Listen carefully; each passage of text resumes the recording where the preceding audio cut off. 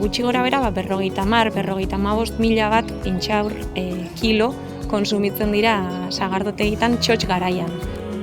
20.000 persona inguru pasatzen da uste batean, gure etxetiken. Eta 1.300–1.500 kilo intxaur jaten ditu.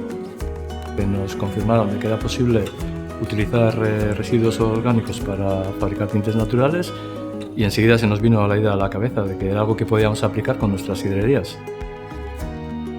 Intxaurra jan, azalak beste sestutxora bota eta zerbitzariak egin behar duen bakarra da hartu eta edukiontzi konkretu batera bota.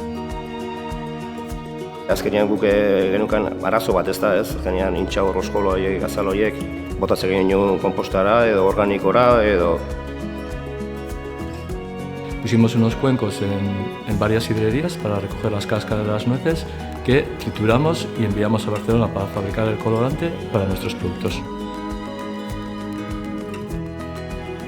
Se recogen las cáscaras de nueces y se llevan a molturar, que con ayuda de temperatura y presión nos hará obtener un colorante final que tenga las mismas prestaciones que los colorantes sintéticos. Este tipo de iniciativas son el futuro, son parte del presente también y estamos viendo cómo la concienciación social y la responsabilidad con el medio ambiente afecta en positivo, ¿no?, en este tipo de iniciativas.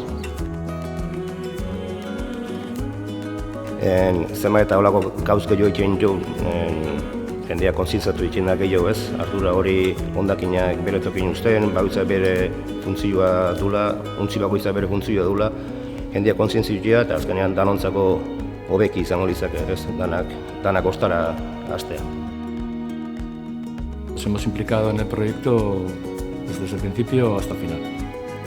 Los valores que tiene este proyecto dentro de Ternua son la innovación, el desarrollo, el diseño, la sostenibilidad y el espíritu de autor.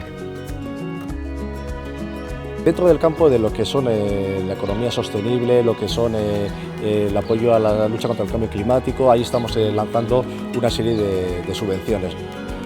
Tenemos que estar muy cerca de las empresas que llevan esta iniciativa y apoyarles en la formación, en el lanzamiento de los proyectos de I+D+I, etcétera, etcétera. Recientemente más y más marcas se están sumando hasta, lo podemos decir, como revolución de la industria textil.